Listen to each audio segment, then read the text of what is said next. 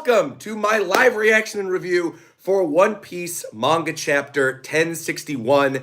As you can see right now, I am not in Los Angeles. I am currently out of town. The beginning of my whirlwind adventures, Chicago, then New York, and then Hawaii. I'm going a lot of different places, but welcome to the stream, everybody. We already got a lot of people in here. Now, the other thing is, too, I'm streaming this off of my phone, kind of the same way I did when I was in London. So the super chats and things will not show up on screen, but I will be seeing them. I've got my laptop over here. I've got viewer activity. And after last week's whirlwind chapter, I figured out a way to sort of like parse out the donation questions and also the memberships. And so if you become a member during the stream when I am reading the chapter, know that I will definitely shout you out, but it will be at the end of the stream when I normally do the donation questions and things like that, so we could actually keep the ball rolling. The second thing I want to bring up is this week I have been partially spoiled on the chapter. I'm actually kind of happy that I did for two reasons, one of which you'll see later in the stream when you get the thumbnail art reveal, because James, while he made an amazing piece of thumbnail art this week, you'll see. I don't want to spoil the surprise, but you'll see when you see the thumbnail art reveal this week. I'm glad I looked at it, because we definitely would have gotten demonetized on YouTube if we used the original thumbnail art. But I ended up seeing a name on Twitter, like this would have been 3 days ago or something like that. And I assume that this new character has something to do with the character name that I saw, but I don't know the full story. We're going to find out during the chapter. But again, I'm glad that I went and looked and double checked beforehand, because I wanted to make sure everything was in place so I could have the thumbnail up for this chapter. Everyone's going, James is my man. Believe me, you guys are going to like the thumbnail. I know the thumbnails are always great. James always does a good job. But I know you bunch of degenerates out there, I can't even speak this morning, you're going to like the thumbnail this week. So, without any further ado, we're going to get started with One Piece manga chapter 1061. I've got my manga right here, and it says 1061, Future Island Egghead, German Double Sixes, An Emotionless Excursion, Volume 19. Escape, a successful rescue of Niji and Yonji. So they're home free. Reiju, Ichiji, Niji, and Yonji, and Caesar Clown, they're out of there. So I guess Katakuri and Oven, they're fighting each other. They're being distracted, and all of them are leaving. It is looking like Caesar Clown is going to be leaving with Germa, which is pretty exciting. Also, I want to give a special shout out to Jin Woo in the chat right now, who is apparently watching during a typhoon. Watch the VOD later. Please stay safe. Get out of here. I appreciate your support, but please find safe shelter. I don't want you watching me during a typhoon. The VOD will be here afterwards. Stay safe, buddy. Our thoughts are with you. All right, moving on. Here we go. First page of the chapter, and you've got Luffy saying, "Who's that?" They just popped out of the water, picking up right where we left off with Jewelry Bonnie at the end of the last chapter. She's crying. You see Luffy grabbing onto her, saying, "Who? I'm saved." Wait, where is that monster? And you've got Chopper on the other side too, getting saved. Uh-oh, it's still down there. Look down. Oh, good. They're still alive, but where do those guys think they're going? And you've got Nami in her cute little parka, along with Zoro and Frankie and Robin and Sanji saying, that little kid's yelling about something. Look down. What's down? I'm curious. Do they not recognize Bonnie right away just because she's in her kid form? I would assume that maybe with the little piercing and the pink hair, they would know right away. But also, I guess it's kind of far away, so they might not all have 20/20 eyesight. All right, let's see. There's something just under the surface. It's terrifying. Get us the heck out of here. It looks like a giant shark sea king, which is really cool. I'm loving that. And it looks bigger than the Sunny, too. So they're all screaming. The shark is coming out. And the shark on the side of it says punk, which, based on the one thing I know about this chapter, setting up something pretty exciting. Also, not to toot my own horn before we get to the review portion, but I might have called this. All right. In the last chapter review, I might have said we'd be seeing a certain someone during this next story arc, and here we are. All right. So what is that thing? A shark? It's too big for that, and it's made of metal? Hang on tight. We're about to hit the water. And you see the ship coming on down. Blast it. Luffy and Chopper fell into the sea. They're in trouble. And Jinbei's on the lookout.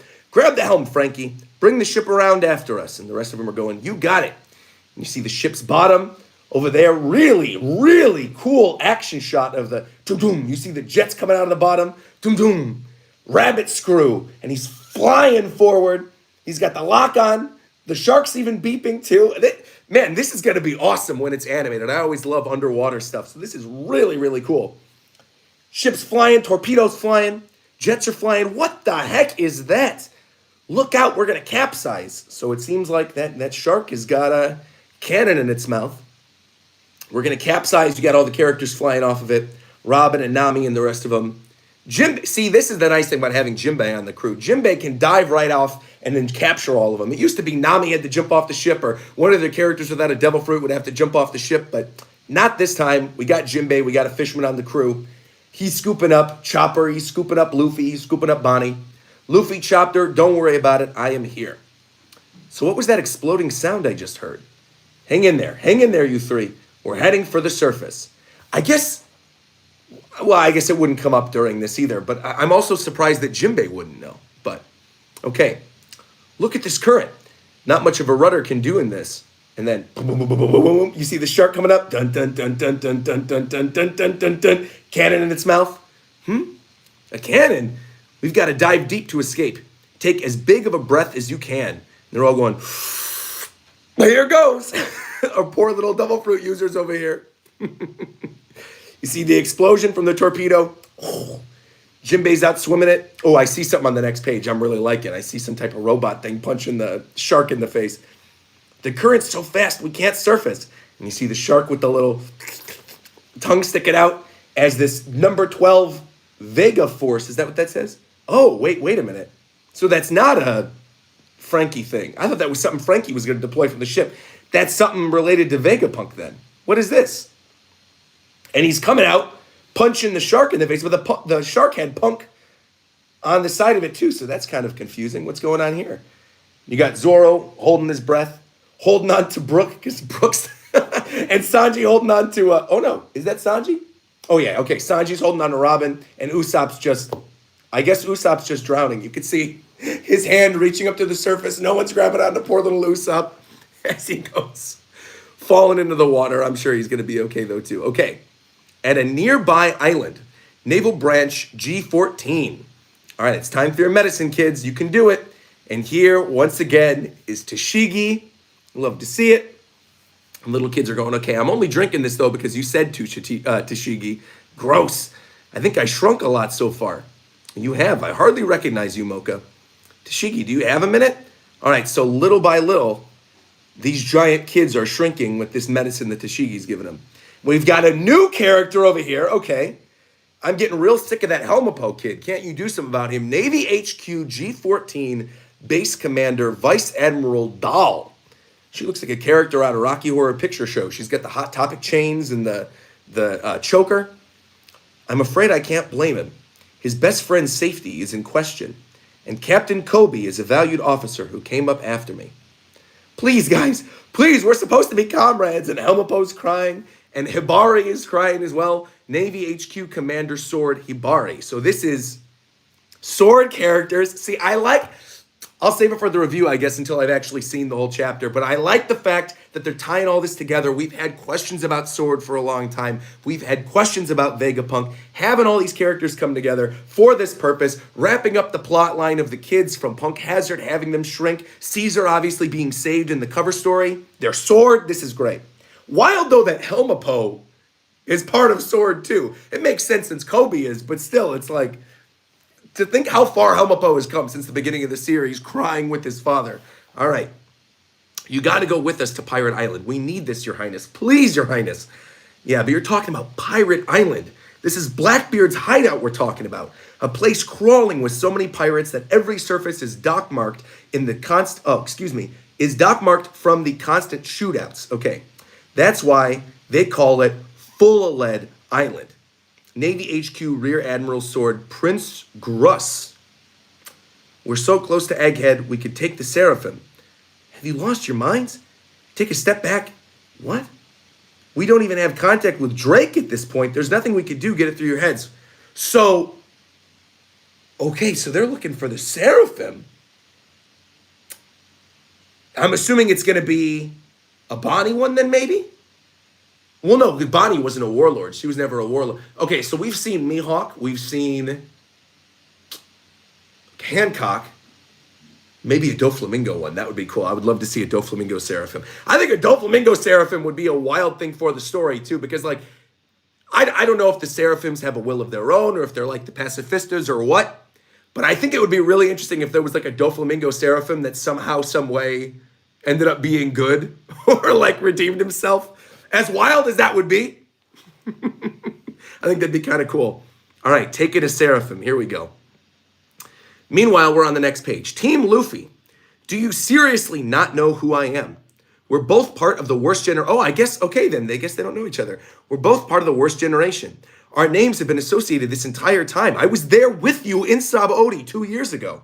So you're one of the worst too. Oh my goodness gracious. I looked down.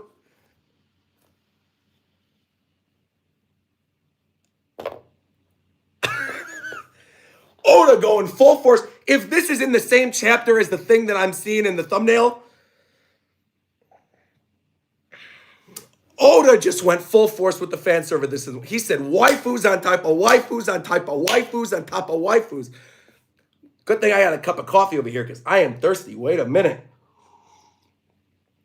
I am Bonnie. And just to be clear, we are enemies. But thank you for saving me. Wow. Good thing Sanji isn't there right now. No problem, Boggy. It's Bonnie, not Boggy. Though, that's actually kind of funny, though, because Boggy is the name of the polar bear in Freeze Easy Peak in Banjo-Kazooie, and they're in an ice island, and he's calling her Boggy. Kind of cute. All right. So you got Luffy smacking his clothes, too. Chopper shaking himself dry. That's cold. Wait a minute. This guy's supposed to be an emperor of the sea?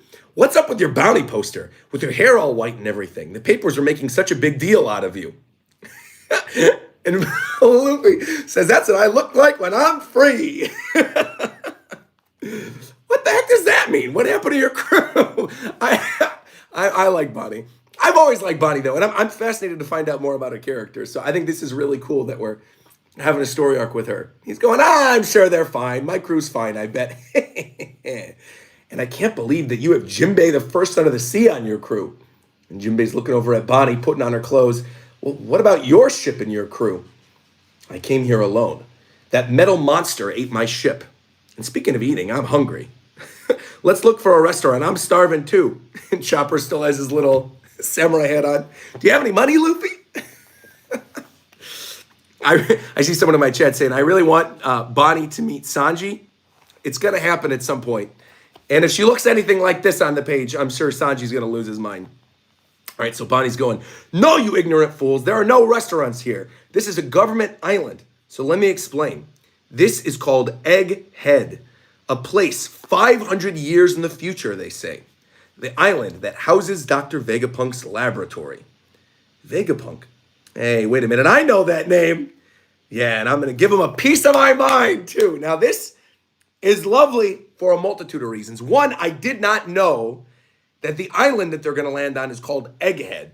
I think if this is a Vegapunk-themed island, it is super cool that Oda named it Egghead, because to me, and this might not be true, but in my mind, in my headcanon, he probably is a fan of Sonic the Hedgehog. We know Oda plays video games, right?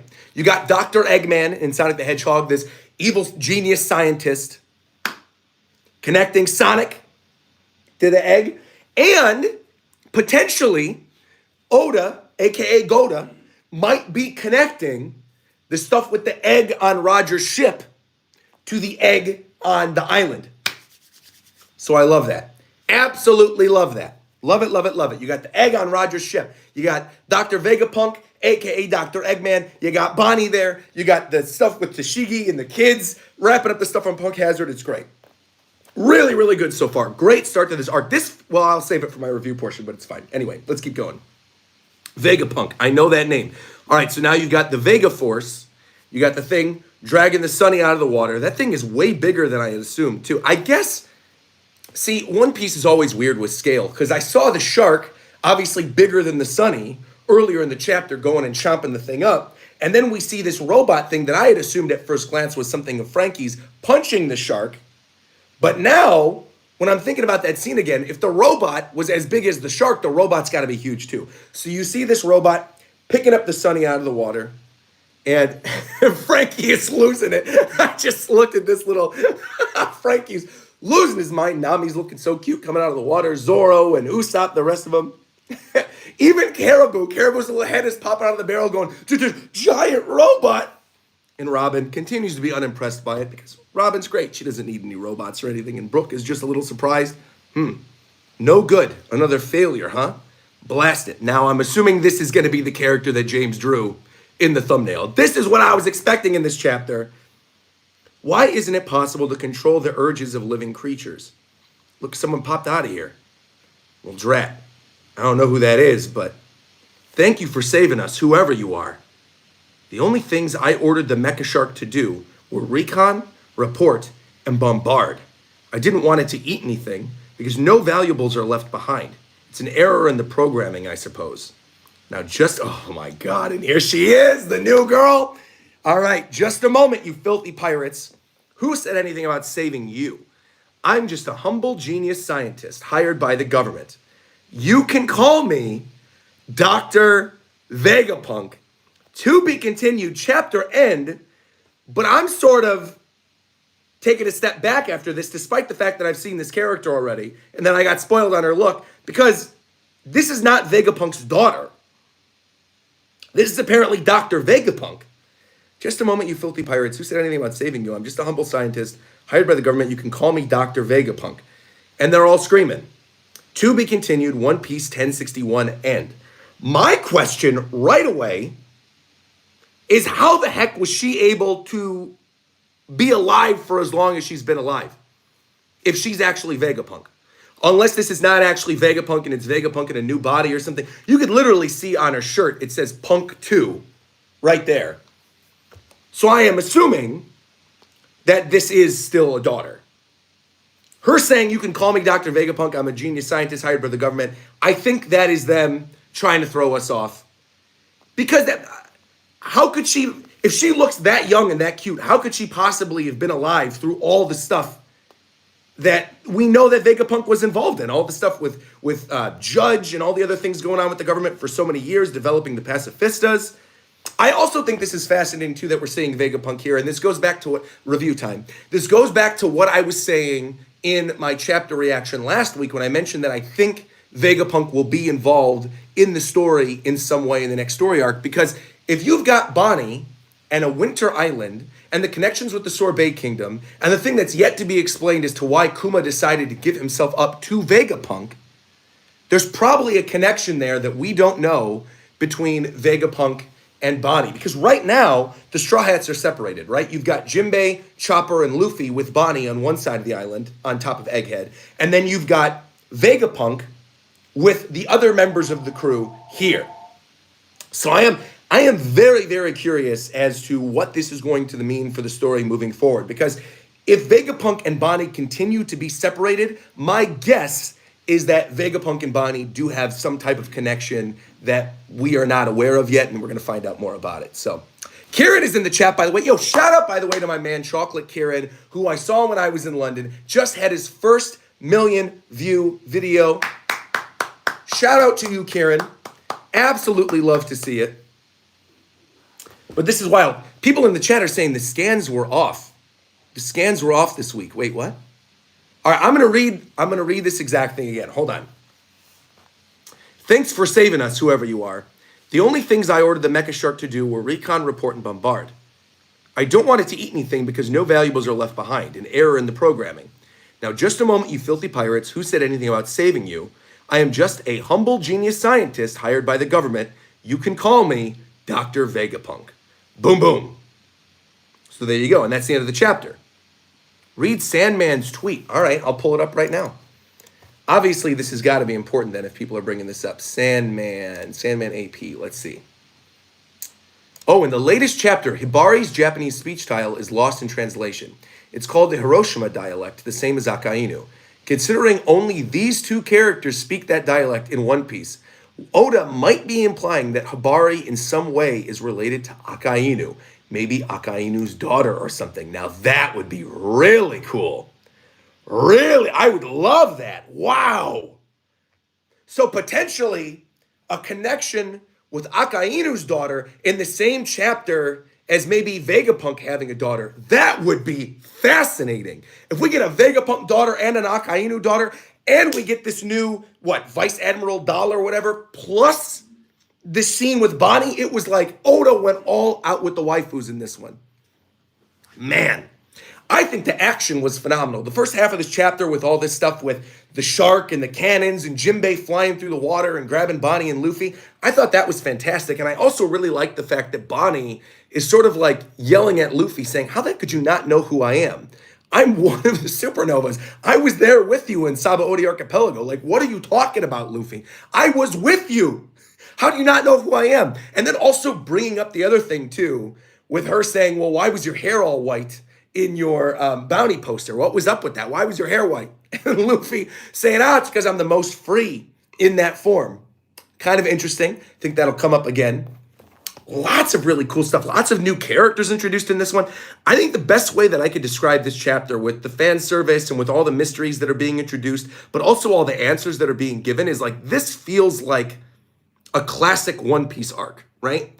Like the beginning of a classic One Piece arc. I feel like Wano Country was obviously set up for so long with such a, multi-layered, multifaceted story arc that had all these different moving parts to it that were built up, since prior to Dressrosa, really back in Punk Hazard. They were bringing up Wano Country all the way back in Thriller Bark. So I feel like there were a lot of expectations for Wano. And now the stuff with Egghead feels much more like a classic, sort of like pre-time skip One Piece arc so far, doesn't it? It kind of feels like you're getting these weird mysteries, this weird new technology, characters are being introduced, but you're not entirely sure as to like what their real intentions are. Even the stuff like, we didn't even bring this up yet, but this stuff with Seraphim, like this section with Hibari and with Helmeppo saying we're supposed to be comrades. I'm begging you, Captain Kobe's done so much for me. Like, I want to reread this line. I'm getting real sick of Helmeppo. Can't you do something about him? And then Tashigi saying, I'm afraid I can't blame him. His best friend's safety is in question.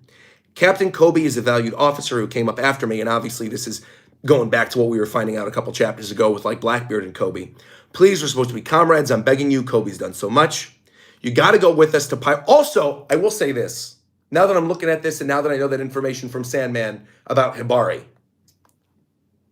and obviously Hibari is crying over Kobe. How funny would it be if Kobe, who stood up to Akainu, who almost got killed during Marineford, is sleeping with his daughter? I think that would be perfect. He goes to pick up Hibari from a date, and Akainu opens the door, and he looks down at little pink-haired Kobe, and he's like, what? You? Of all people? I think that would be... And I can see Kobe doing a little smug Anya face like, hello, sir. Kobe with the Uno reverse card, you guys are saying in the chat. Kobe the Giga chat. Now I hope Hibari. I really do. I hope she's Akainu's daughter now. I'm so happy that Sandman brought that up because, yeah, that is something that would get completely lost in translation. It's not even really a difference of like scans or official versus the original Japanese. That's something that, like, unless you know the Hiroshima dialect in Japanese, that's not something you would pick up on. So Kobe's stocks are flying way back up after they went down in the previous chapter, you guys are saying. Oh, man, that's funny. Oh, but anyway, sorry, I got off topic. I was talking about this whole section with Navy HQ, where they're saying you got to go to Pirate Island. You're talking about the Pirate Island, Blackbeard's hideout. Place is crawling with pirates. There's constant shootouts. That's why it's called Full of Lead. And then Helmeppo says, we're so close to Egghead, we could take the Seraphim. And then the other officer is saying we don't even have contact with Drake at this point. So that is implying that at Egghead Island, there is another Seraphim. And sort of what I brought up during my live reaction, I think it would be so sick if that Seraphim is Doflamingo. We've already seen Mihawk. We've already seen Hancock. I think Doflamingo would be such a cool one. Or like a Law Seraphim, I think would be neat. I think the main thing is when I think of the characters as children that were warlords, which of them would be the most threatening? I don't necessarily think a child Law would be super threatening. You know what I mean? Like, obviously Law had his devil fruit, but he didn't like fully know how to utilize it when he was that young. And I also don't know like how that would work with the programming. Obviously, that's probably something that Vegapunk will bring up in the near future, whether this is the real Vegapunk or not. But I think of all of them, the one that would be the most threatening would be Doflamingo, because Doflamingo had Conqueror's Haki as a kid. Doflamingo was brutal ever since he was a child. Maybe Jinbei. I think maybe Jinbei would be another interesting one. But we also, Child Buggy would be useless, obviously. Maybe Weevil would be another one too. I think really the candidates for the Seraphim that are at Egghead that I could think of that might be super powerful, I think would be Buggy, not Buggy, excuse me. The ones that I don't think would be super powerful would be Buggy and Law. The ones I think that could be would be Doflamingo and Weevil. And I guess, have we seen a Child Kuma yet? Or maybe Crocodile, maybe? I think that could be interesting, because that could also reveal to us whatever the truth about Crocodile is, right? Whatever Ivankov knows about Crocodile, whether or not Crocodile at one point was a woman, or, you know, that Peter Pan theory that he was like a young boy that was aged up because he wanted to go to sea, like that reverse Peter Pan thing, how he's sort of a play on Captain Hook. I don't know. I think the Crocodile thing would be interesting. I think Doflamingo and Weevil could be interesting. I also think Jinbei could be interesting too. But Citations Please said, do you think that Law as a child was weaker than Doflamingo as a child? Yes, 100%. Yes. I think if Child Law had the powers of the Op no Mi, right, the same powers, I'm going back and forth. I don't know. The teleportation stuff would be cool. But at the same time, I feel like Doflamingo was more cold-blooded. But then again, I don't know, like, do the Seraphim even have Devil Fruit powers? Like, thinking about the previous chapter with Mihawk and with Hancock, did they have... Obviously, Mihawk doesn't have a Devil Fruit power, but did Hancock have a Devil Fruit power? I don't remember. I'd have to go back and reread the chapter. See, they're kind of confusing me, because I'm thinking about that chapter with Boa and with Blackbeard and with Kobe, and obviously we saw Marines being turned into stone because Hancock was doing stuff. But yeah, she just shot lasers. So then I don't know. I don't know if they have their Devil Fruit powers. Because then again, if they don't have their Devil Fruit powers, again, I don't think Law would be that powerful. But I think Doflamingo would be. And Jinbei certainly would be, because he would have the innate fishman abilities in addition to being able to shoot lasers like a Seraphim. So, or, you know, I like Andrew's theory in the chat saying that maybe Child Buggy will end up being super strong and be a surprise to everyone. Like, how funny would it be if, I don't know, they give Buggy lasers or something and they remove his inhibitions, and all of a sudden Seraphim Buggy is like the most powerful of all the Seraphim. That would also be a really neat twist. I just think, I know this is something that was introduced a couple chapters ago and is somewhat, you know, tied to this chapter this week, but I'm just thinking about it now. I think the Seraphim was such a cool idea to introduce, because it really throws a lot of different story possibilities in there where we could potentially see more of these warlords as children. They could sort of turn the characters on their head by, like I said, making Buggy powerful, or you know, potentially having some sort of redemption for a Child Doflamingo, or seeing more of Jinbei or anything like that. So yeah, I love it. I absolutely love it. They aren't making a Dofi Seraphim since he's got Celestial blood. But don't you think that maybe that would be more of a reason to make one? I would think that would be more of a reason to make one, if anything. I actually think the child clones are stronger than their counterpart. Maybe they are. I don't know. I'm sure there's going to be plenty of cool donations and theories and things to read later. We already have $100 worth of donations. We haven't even shown off the thumbnail yet. So I feel like there's a lot of things we got to get through. The beautiful thing is I actually have my viewer activity on the computer. I can scroll through all of it, so don't worry about it. We'll get to everyone's questions. The one other quick thing I want to do, though, real quickly, before we move on to showing the thumbnail art and everything else, is I think this Vegapunk, whether this is real Vegapunk or Vegapunk's daughter or whatever, has an incredible design. I really like the design with the jumpsuit and the jacket. She's got the hair and the bomber helmet. I think she's really, really cool. And whether or not this is, because again, it says Punk 2 on her chest. So obviously that's meant to be some type of hint, right? Oda throws things in for a reason. Numbers are obviously very important. That's got to be some type of hint to the story. Whether or not she ends up being his daughter, which would make sense if she's 2, right? If Vegapunk is number 1 and then he has a kid and that's Vegapunk 2. Or his wife, maybe. That could be something. Maybe this is Vegapunk's wife. Because the thing is, whether this is a daughter, a wife, a clone, his original body, or it's actually her, right? And that Vegapunk was always a girl forever. I mean, I don't know. There's a bunch of different directions I think Oda could take it. But I think it was smart to have him say at the end of it, who said anything about saving you? I'm a humble genius scientist hired by the government. You can call me Dr. Vegapunk. Because she didn't say, I am the one and only Vegapunk. She said, I am Dr. Vegapunk. Implying, in my head, especially with the number 2 on her chest, that there could be other Dr. Vegapunks, right? There's plenty of families that have multiple doctors in the family that are all Dr. Blank, right?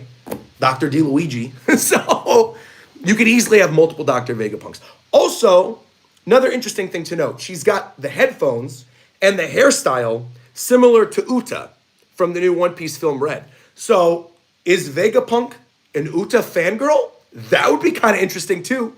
That would be, I see people in the chat saying, Dr. DeLuigi hits different. Look, I am but a humble manga reviewer.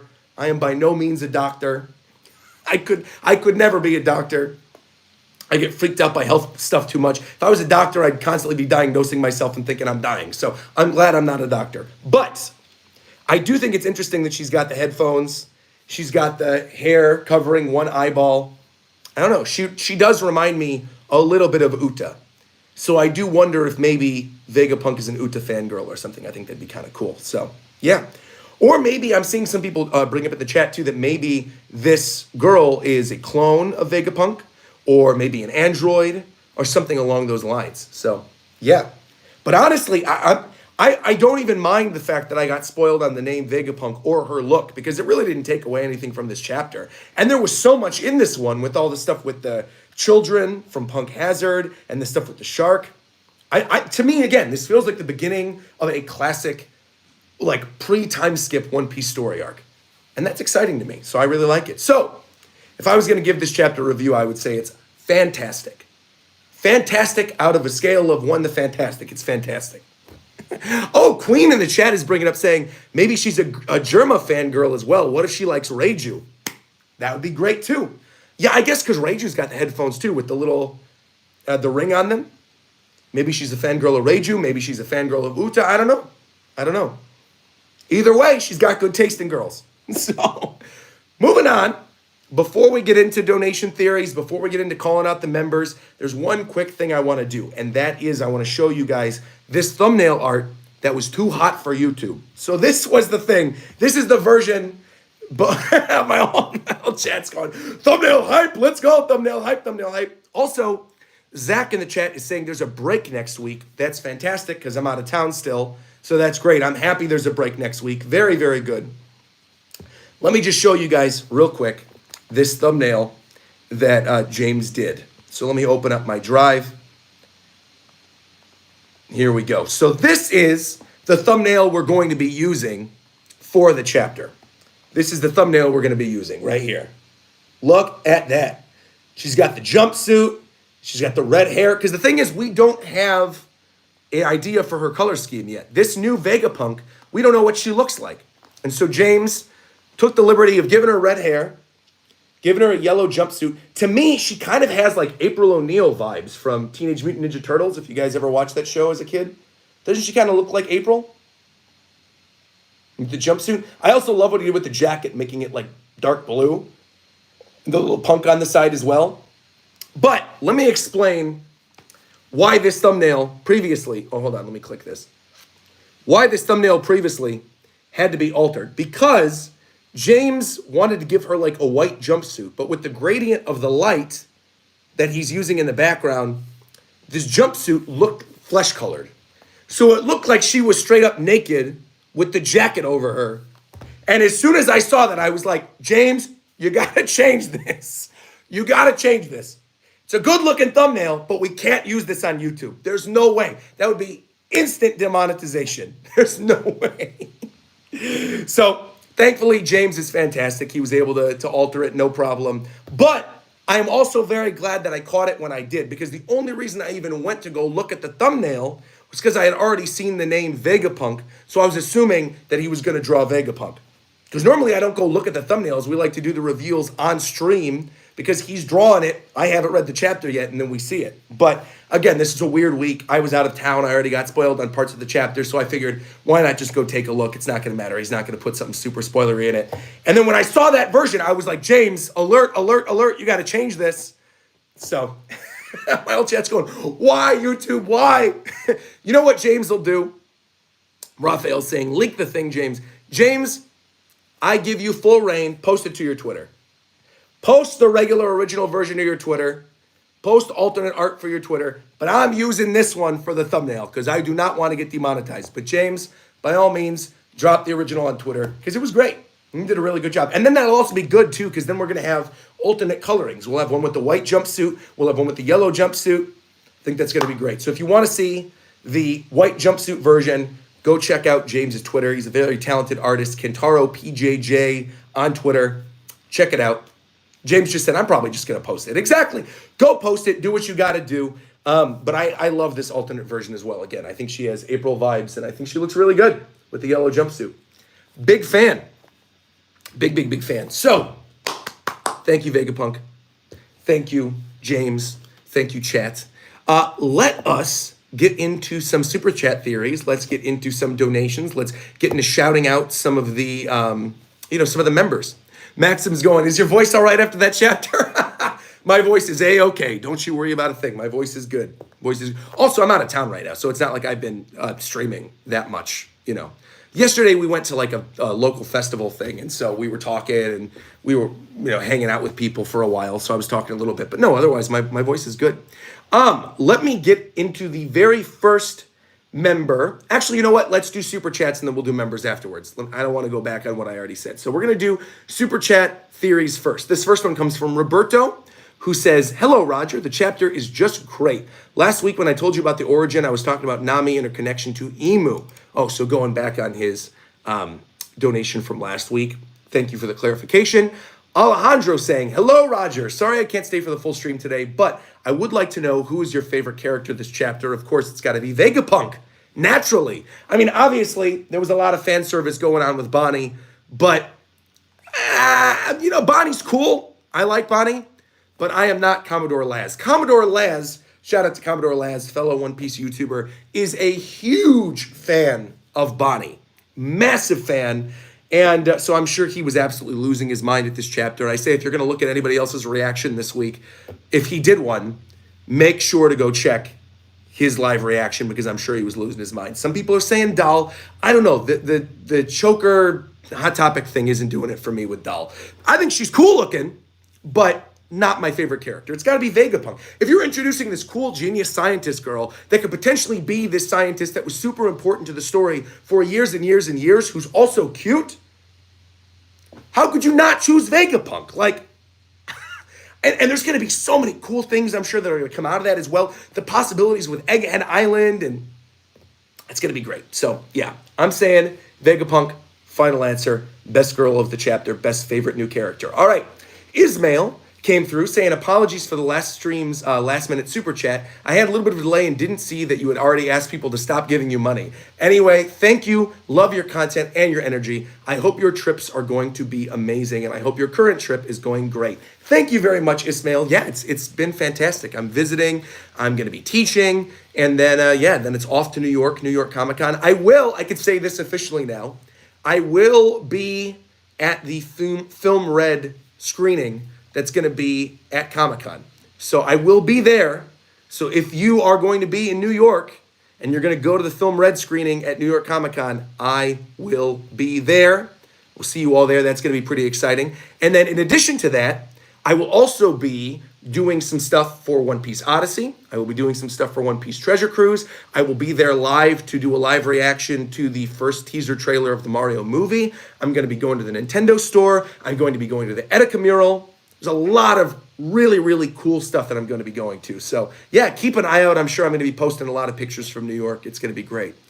Alves is saying, dude, that screening is going to be packed. I'm sure it will be. I'm sure. Hopefully I have like a little VIP seat somewhere where I could stay away from the mass crowds and just sort of take my time and meet everybody. I probably also will do a separate meetup at NYCC because a lot of my time is pretty much open on that Saturday and that Sunday of the show. I think, though, One Piece will be back that Sunday if we're going, unless it's a 2-week break. Is it a 1-week break or a 2-week break, everybody? Let me know, chat.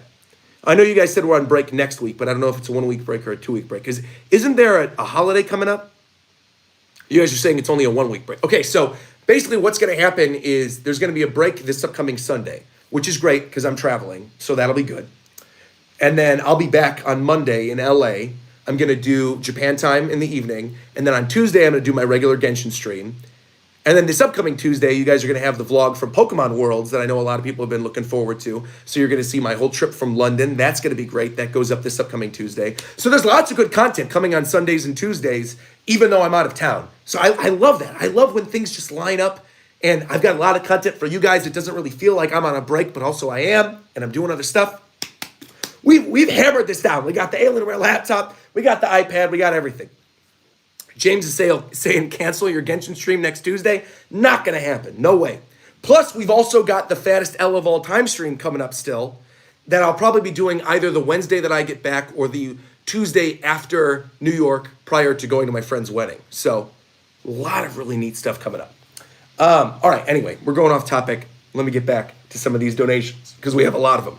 Shout out to Flipside saying, happy to be here with you, Roger, and chat. Happy that we're enjoying the new One Piece chapter. Are you excited for the new arc on Egghead Island? Yes.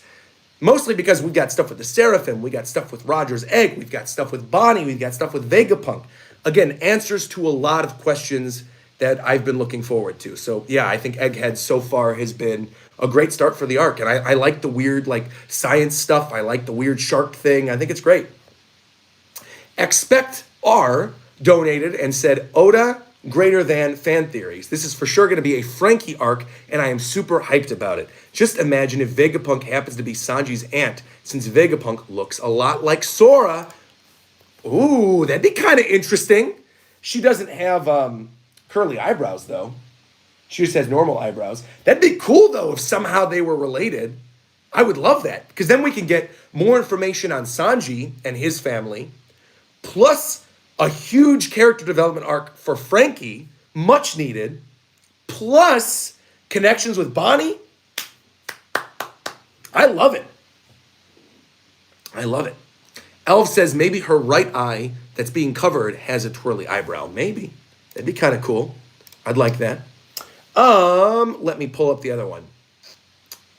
This next one comes from Ozzy Edwards saying, all right, so I'm a little confused after this chapter. Do you think this is the Dr. Vegapunk, or do you think this is his daughter? I am of the mindset this is his daughter. I was referring to her as Vegapunk's daughter when I saw the character for the first time and I saw the name Vegapunk trending, and I didn't know anything about the chapter. Even though after reading the chapter and her calling herself Vegapunk, I still kind of feel like she's a relative and not actually Dr. Vegapunk. Because correct me if I'm wrong, but I think there have been instances in the story in which Vegapunk has been referred to as a he. So I could be wrong. I could be misremembering things. I could be wrong. But I feel like Vegapunk is somebody else, or maybe this is a new body or something, or like an android or a daughter or something like that. So either way, she's obviously still a Vegapunk, whether it's a daughter or an android or whatever. But again, I also think it's a clear hint. It couldn't be clearer. She's got a giant number 2 on her boobs, right? Like right there on her chest, it says 2, Vegapunk 2, or Punk 2 or whatever, implying that it's not the only Vegapunk. So yeah, that's my assumption. But again, who knows? Oda might just throw us for a loop and make this Vegapunk in like a new body or some other weird thing. So we'll see. Groovy Gear donated and said, maybe Vegapunk split himself into several robots. See, it could also be that as well. Maybe he split his personality into other robots or something like that. J-Man Joestar coming through with a $20 donation saying, considering the Blackbeard Island is nearby and he just fought a Seraphim, I wouldn't be surprised if he attacks Egghead, and that way Luffy can find out about Kobe's kidnapping, and Luffy versus Blackbeard could happen earlier than we're expecting. Would be a great twist. Oh my goodness gracious, I did not even consider that, J-Man. the idea that they get the Blackbeard fight out of the way on Egghead, oh man. I didn't even consider that. I love that. Because yeah, Helmeppo wants to save Kobe. Kobe is kidnapped by Blackbeard. They were just fighting the Seraphims. And oh man, that would be such a cool way to tie all this together. Because again, a lot of people don't believe Oda when he says there's only 3 to 5 years left. But we could have a really cool confrontation. Even if it's not the final confrontation, we could have a confrontation with Luffy and Blackbeard here. Or after this arc, maybe they go to Egghead, find out about the stuff with Kobe, and then Luffy goes to Fullerled and fights Blackbeard on his territory before even the final war, before even Laugh Tale. Oh, man. Ooh, I love that. That also is shocking, considering the fact that that would then mean that there are 2 story arcs prior to Elbaf. That Elbaf is not even a part of the conversation right now. That moving away from Wano Country, I think it was a given. I think so many of us were like, Elbaf has got to be the next island. We got Usopp development. We got the Giants. How cool. Oh, man. See, my mind's racing right now. How cool would it be? You have Egghead, the Seraphim, the stuff with the Marines. Luffy finds out about Kobe. Luffy goes to Fullerled Island. They fight Blackbeard's crew at Fullerled. Then post Blackbeard, go to Elbaf, find out more about the truth of the world, get the final road poneglyph, all that stuff, and then go to Laugh Tale. And prior to that, maybe the final war or something. The story possibilities are, and see, I think we're at a point in the story right now where there's these giant revelations every chapter, so every chapter is exciting, but we really don't have like a roadmap for the end. The roadmap for the end is that we are at the end. The roadmap is that we know we have 3 to 5 years left. But realistically, there's a lot of things that can happen within that 3 to 5 year time span with multiple different islands, with Egghead and Elbaf and Fullerled, like, dude. And that's so exciting too, because again, if we've only got 3 to 5 years left, that means we are not spending a Wano Country or Dressrosa length of time in any of these places, which means he's then forced to go back to pre-time skip length for story arcs, where story arcs moved at a great pace. We got lots of information, right? You had some good character development, but we moved on to the next island. Wow. Oh, I love that.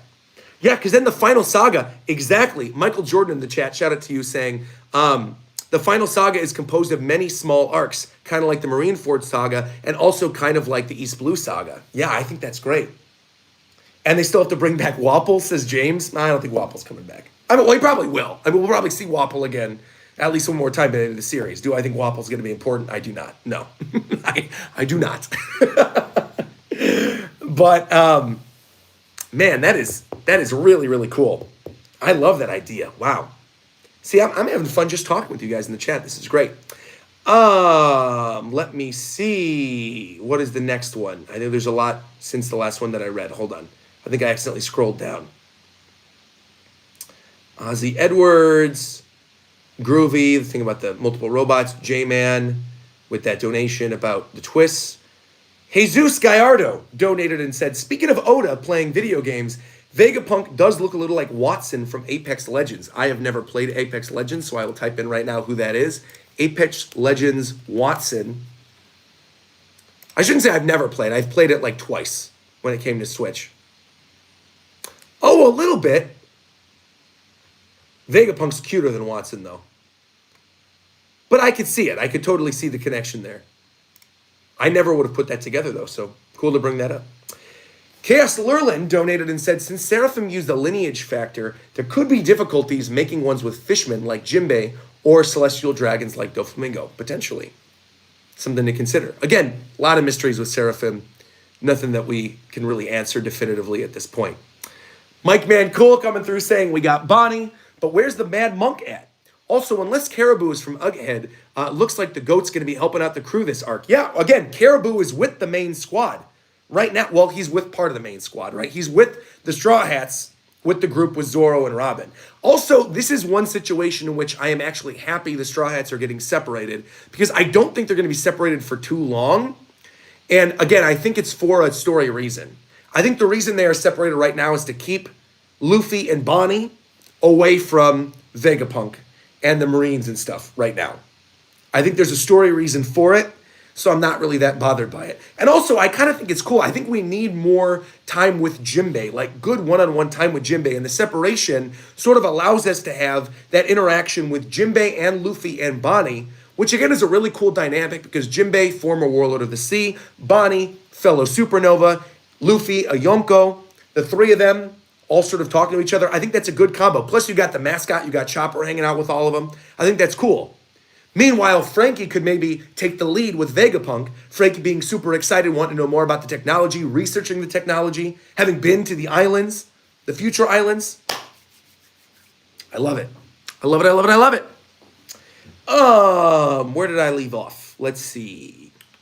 Mike McCool talking about Caribou. I knew that was going to happen. Shout out to Mike.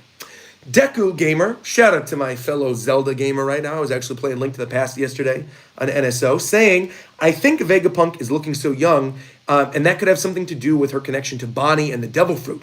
You know, that is also a possibility, too, that I didn't bring up, but I did sort of have in the recess of my mind, is that maybe Vegapunk is like an old woman, and that Bonnie was on the island and de-aged her. Could be that, too.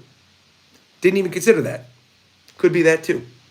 Sleepy Times donated. Shout out to Sleepy Time and Frankenmuth. I think that is so funny that I got a viewer named Sleepy Times. I love that. Going along with the meme of it, Sleepy Time and Frankenmuth from the Pokemon Legends Arceus playthrough. Love to see it.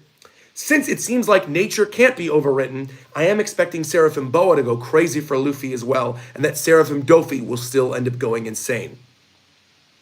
That eventually, you know, they're still the same person inside and that their real personalities are going to come out. I like the idea that Seraphim Boa will have a crush on Luffy and that's going to maybe make the Seraphim male function. I think that'd be cool. Tixiu donated and said, interesting note with what Vegapunk said about how she's not able to control the urges of creation. I doubt that Seraphim can be fully controlled. Again, kind of going back to what was just said in the previous donation about the true nature of what's inside the Seraphims. Yeah, maybe the Seraphims can't be fully controlled, and that's going to be their ultimate downfall. I do think it's good that you brought up that Vegapunk mentioned that, though. Yeah.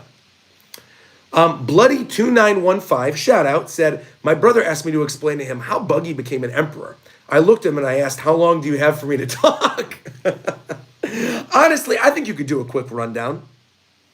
The simple way to describe it to people is that Buggy is the character whose trait is that he fails his way upwards, right? That Buggy, time and time again, fails his way into success. He failed his way sort of out of Impel Down.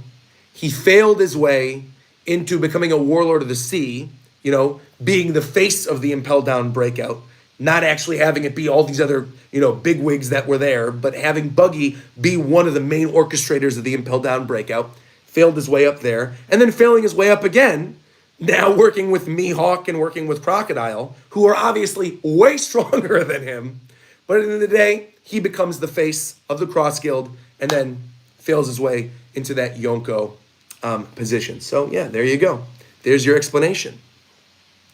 Andrew McCarroll donated and said, Dr. Vegapunk at some point maybe had the perpetual life surgery performed on her. That could be why she's so young. By the way, there's going to be, I'm not going to read the last bit. I'm not reading the last bit of that donation, dude. But thank you, appreciate that. Chaos Lurlin said, I'd always visualized Vegapunk like Gaimon, but I do hope that this doctor is the Vegapunk, but maybe with some sex change connections to Ivankov. Could be that as well. Maybe a connection to Ivankov, maybe.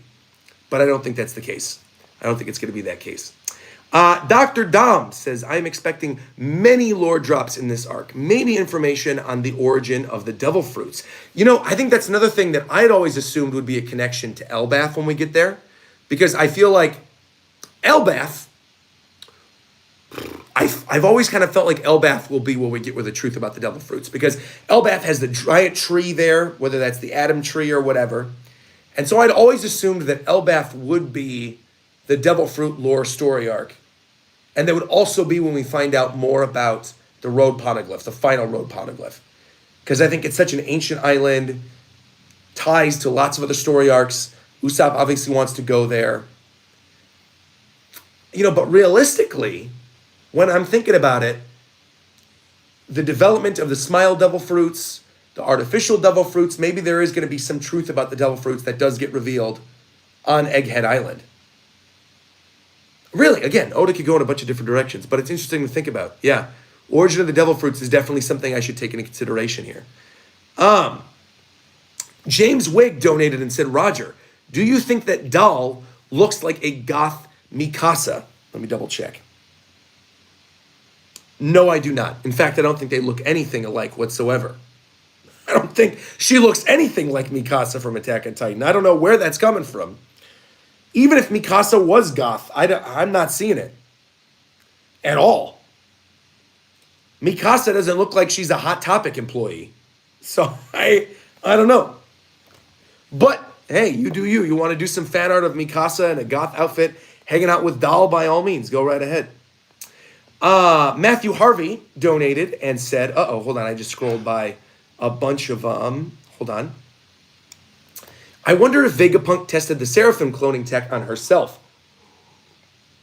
That would explain the Punk 2, and the age would line up as slightly older than the Seraphim. She's giving me Purah vibes from Breath of the Wild. For those of you who haven't played Breath of the Wild, Purah is a character who experiments on herself, who eventually ends up accidentally de-aging herself, and she's stuck perpetually as a little kid, despite the fact that she's like 100-something years old. So, yeah, it could be a Purah situation, maybe. I know Oda's played Breath of the Wild, so could be that. Let me see. Just Here to Chill donated and said, Vegapunk is probably getting old and maybe needed Bonnie to make him younger, while at the same time, Bonnie probably has something to do with the Seraphims as well. Could be that. Could be that. Ozzy Edwards donating saying, it is so time for Teach to get taken down a notch, and Luffy's definitely the person to do it. Going back to that fill of lead thing we brought up earlier. I said fill of lead, but I meant full of lead. Fill of lead, tomato. You know what island I'm talking about. Ismail donated again and saying, do you think that Emu could destroy Raftel with his powers or his weapon? Starting with the last war and the kind of opening to the One Piece to the world after Luffy's victory. Again, I think anything is possible, right? I mean, Emu obviously was shown to be very destructive in the last chapter with the Lulusia Kingdom being wiped from existence. So I don't know. I mean, I think there's potential that Emu will try to wipe out Laugh-Tale at the end of the series.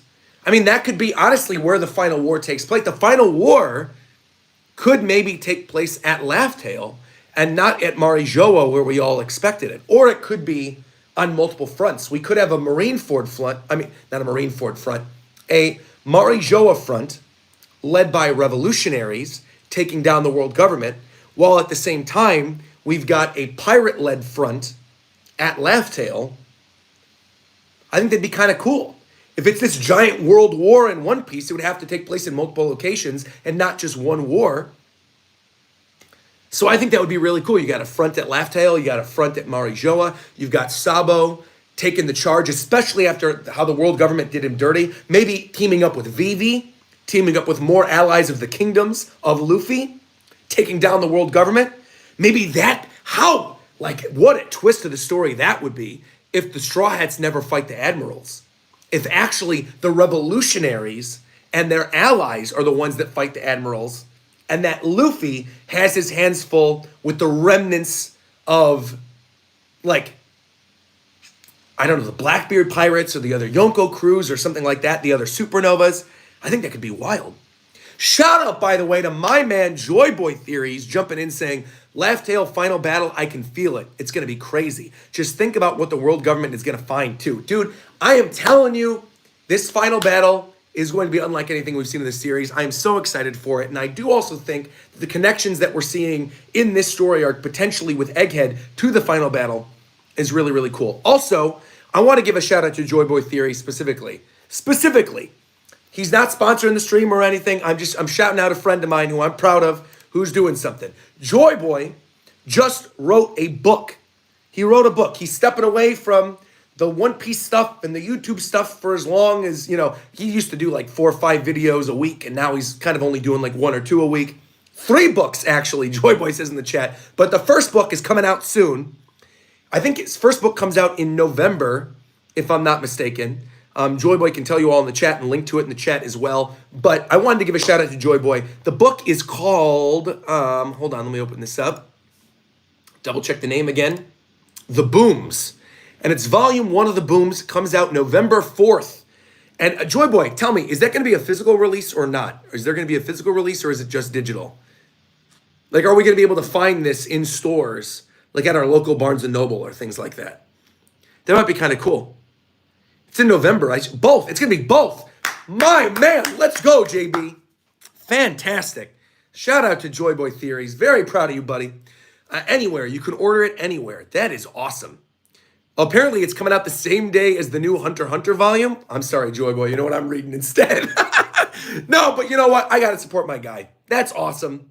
Really, really cool to see that, Joy Boy. Good for you.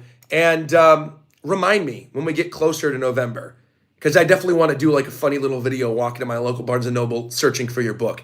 I think could be really funny. So shout out to you, man. Very proud of you, buddy.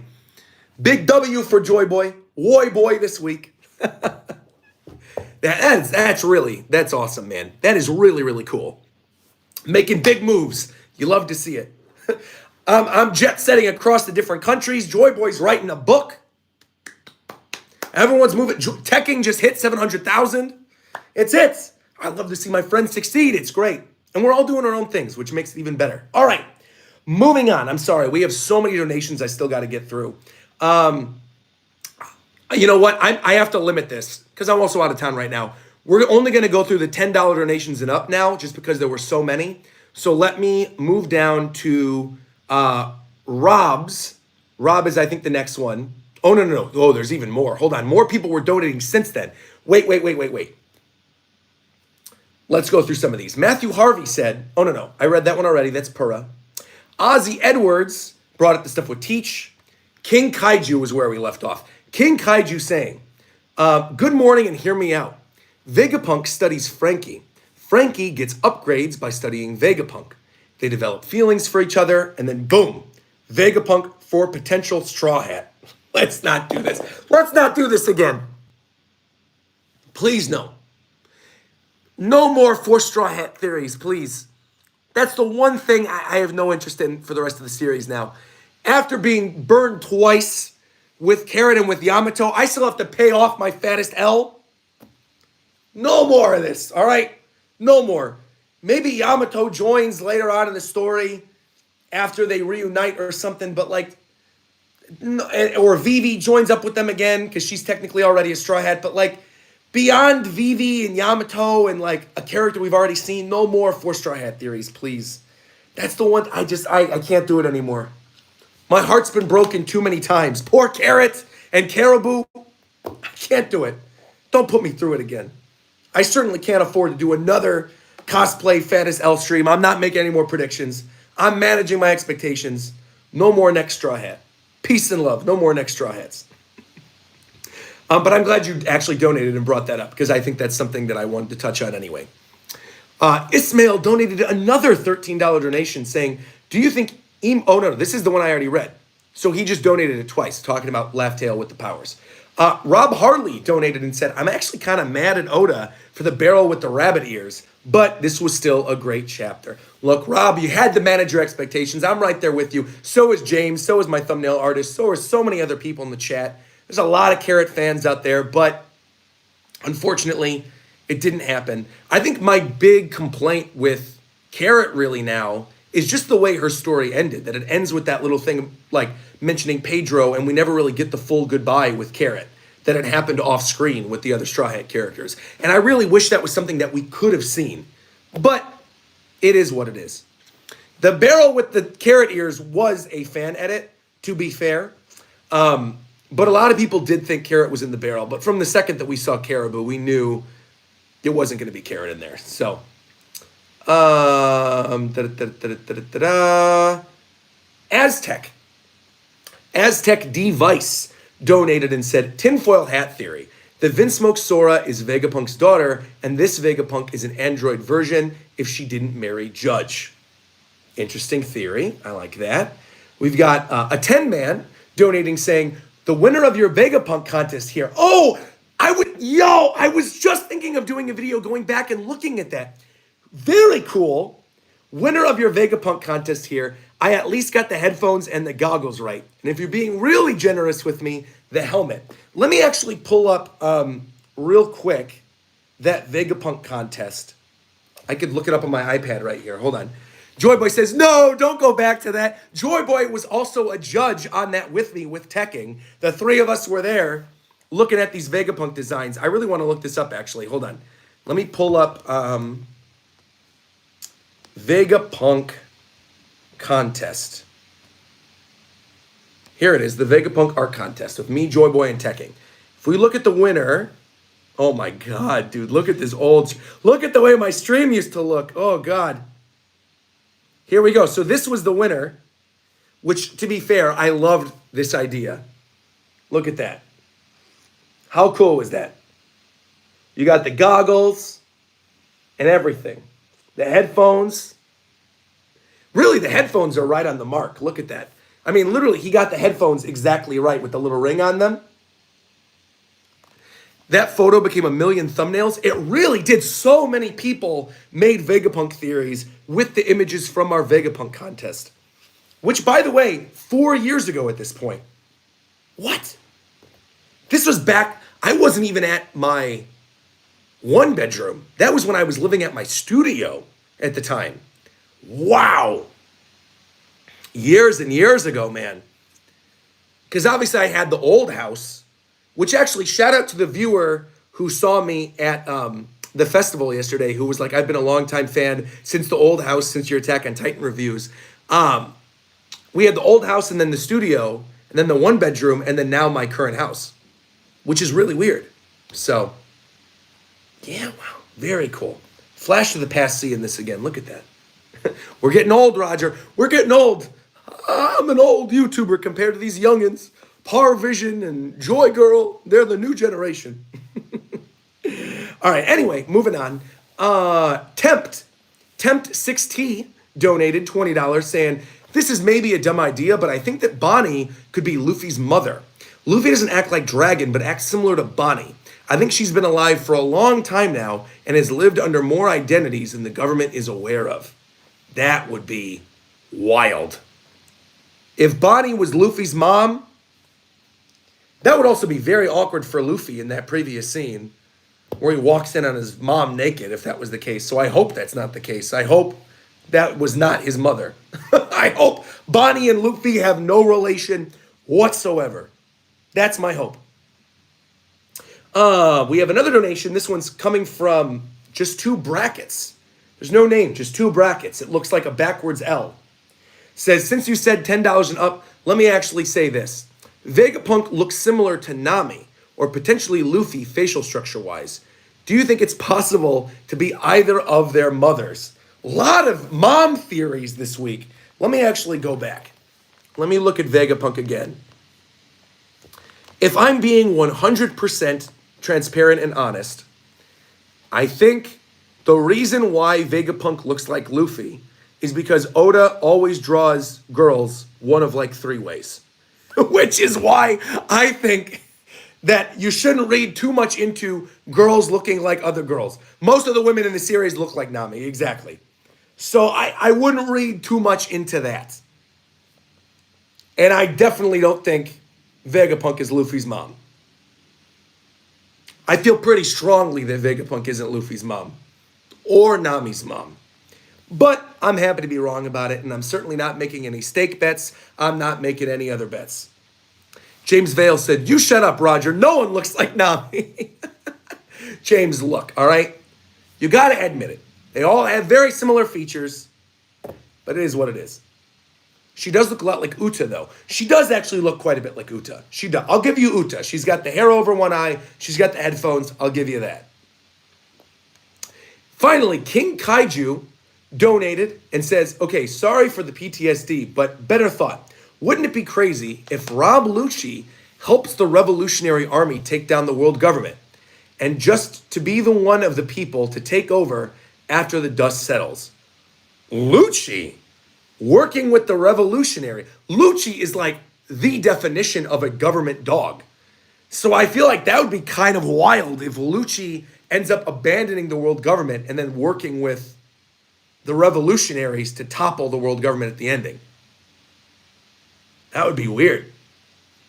I don't know. Randy's in the chat right now. By the way, shout out to Randy Troy, fellow One Piece YouTuber, saying, yo, yo, yo, thinking that Egghead could later be revealed to be Kaido's favorite island. Scotch has the number 18 on him, like he's one of the creations of Punk.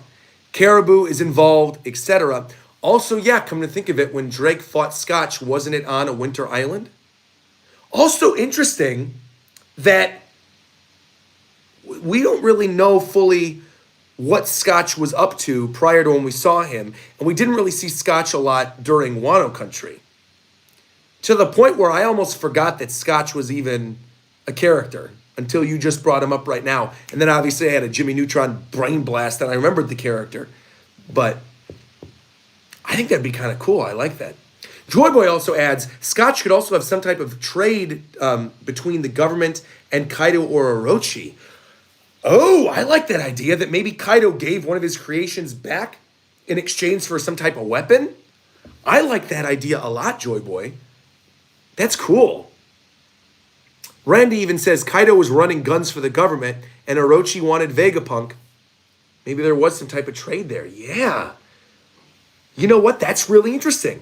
I like that idea a lot. Very interesting. Abdullah donated and said, I think Luffy's actually going to make an alliance with Helmeppo to retrieve Kobe. Do you think there's a chance that Vegapunk... No, I'm not even reading that. No, I don't think Vegapunk's joining the Straw Hats. No. We had a whole conversation about that earlier. Rob said something about reading my donation. I think I read your donation earlier. But I might have missed one. While I'm scrolling up for Rob's other donation, RJ donated and said, I got spoiled on this chapter, sadly. I forgot to turn off Twitter notifications, but it's been such a great chapter, and I've been waiting for this revolution for a while now, so I'm glad that we finally got it. Yeah, again, seeing Vegapunk for the first time, whether this is actually Vegapunk or the daughter, I think it's really, really cool. Wendy from Water 7 also donated and said, imagine if Luffy gets stolen and Vegapunk makes a seraphim or a robot of him. It can't resist its nature to be free and disobeys. It could maybe be an Oars parallel. Interesting. Lord Wolf Dragon donated and said, Roger, I love your videos. I've been going by your One Piece, Avatar, and Naruto videos for these past few weeks. You have officially taken over my life. Well, I am happy to have provided you tons of entertainment through the One Piece, Avatar, and Naruto stuff. Happy to hear that. Happy to hear that I'm keeping you entertained. Very cool. Rob Harley donated again, actually, just as I was going to be searching for your donation, saying, I know about the fan edit. I just meant in this chapter. You missed the part where I mentioned that in the original Japanese, Vegapunk talks like an old man. We've also seen Groose before in a cover story, Groose being the character that was seen with the Marines as well. So, yeah, there you go. There you go. Interesting, too, that it's that Vegapunk talks in a different old man accent in the Japanese. Because the thing that I saw in, let me pull this up again, in Sandman's Twitter post was about Hibari's dialect. That doesn't have anything to do with Vegapunk's dialect. But if in the original Japanese, I'm going to take your word for it, that Vegapunk talks like an old man, then maybe it is something in which Vegapunk has an android body or something like that. We're going to have to wait and see. Again, I think this isn't a mystery that I think is going to be kept a mystery for too long. I think the truth about whether or not Vegapunk is inside this body or this is Vegapunk's daughter or something along those lines, I think that truth about Vegapunk will be revealed within the next couple chapters. I don't think this is something that doesn't get revealed soon. I think this is something Oda's going to answer relatively soon, because there's a lot of connections to Vegapunk and a lot of other things that we need to find out about before the end of the story. And this is the last donation. This one comes from Hollow Avarice, saying, could this doctor be a clone? Since we know that he's been cloning the 7 warlords, And since she's Punk number 2, maybe she was his first clone. That would also go in line with the idea that maybe she talks like an old man, that she's a clone of Vegapunk, but is also her own person. And that maybe the lineage factor that they were, researching has a key to all of this. That's cool. Oh, Mike Man Cool donated again saying, going back to the Straw Hats versus Blackbeard idea on Full LED, maybe we'll get a Luffy and Moria team up. That would be interesting. I'd be surprised if Moria would want to team up with Luffy. But then again, if Luffy offers him freedom from Blackbeard, maybe that could be something that gets incorporated into the story. It could be really cool. All right, well, I'm going to wrap things up here. We've been going for well over an hour and a half at this point. So thank you all for joining me. Really great stream this morning. Great theories that we went over. Amazing thumbnail done by James. Really, really fantastic thumbnail. We are going to be on break next week, but rest assured, this upcoming Tuesday, or at some point later in this week, there will be a video going up from my time in London from Pokemon Worlds. There will be a Genshin stream next Tuesday. There will be a Japan time on Monday. And we will have One Piece again the following Sunday when I am in New York. So it'll be a live reaction, kind of similar to this one, where I have to do it on my phone with my mobile setup from my hotel in New York for New York Comic Con. And also, I think during all of that, we could also talk about Film Red a little bit, because I'll have seen Film Red. I might even do like a Film Red review or something along those lines. Really, really cool, though. Alv says, another Sunday, another One Piece stream as I cooked my lunch. Exactly. And one last donation. This one comes from Papa Paul saying, never mind all the clone bodies. Maybe a Vegapunk is a Tontada controlling humanoid bodies. Hey, maybe. And one, this is really the last one. Don't donate after this, please. Comes from Lord Wolf Dragon saying, I always thought that Vegapunk is Frankie's parent and that she was a pirate on the run because the world government wanted her for her scientific knowledge and that she maybe abandoned Frankie to protect him from getting captured. How interesting would it be if actually Vegapunk had light blue hair? That would be kind of cool. And that James is wrong and it wasn't red, but it was actually light blue. Be kind of cool. If I have to make one final prediction, though, I do think it's either a daughter or a clone. Just because of the number 2. I think the number 2 is a very obvious thing. It's right there on her chest. I think Oda wants us to see that number 2. And I do think that she has the same name as Vegapunk, but I think she's either a female clone or she is a daughter. That's my final answer, final guess before we end up getting into the next chapter. But again, shout out to all the people that were in here. Are we getting Genshin next Tuesday? So not this upcoming Tuesday, but the next Tuesday. This upcoming Tuesday, you're going to get the Pokemon Worlds vlog. And then the one after that, you're going to get Genshin. So, yeah. All right, guys. I'm heading out. Thank you once again, everybody, for being here. I got to figure out how to actually end the stream on mobile. We're going to see. Hold on. Let me click this. Are you sure you want to stop streaming? I do want to stop streaming. I'm going to click end. Goodbye, everybody. Thank you very much for coming through. Thank you, by the way. Oh, wait. Before I do, wait. One last thing. I did forget this. Wait. One last thing. I want to give a shout out to all the members who joined during this stream because we got a lot of members. Shout out to, hold on. We got to go down the list. I can't believe I almost forgot to do that. We got to give a final knock comma to the members. Wait a minute. We got to give a shout out to That Dude Dan, to Hassan M, to Zachary Umstatter, Eric McKenna, Aditya Bors, Sleepy Times, the 2 brackets whose name I can't pronounce, Ismail, King Kaiju, Majin Kenny, Rob Harley, Robert Romanowski, Lord Wolf Dragon, Tomagon, Temp 6, Andrew McCarroll, King Kaiju, and Lord Wolf Dragon again, and finally, the one and only Mr. Mike Man Cool. So, let me give you a big one of these to end the stream. Nakama! And until 2 weeks from now, on Sunday, live from New York, I will talk to you guys later. Bye-bye, everybody. Enjoy the rest of your Sunday. Nakama! And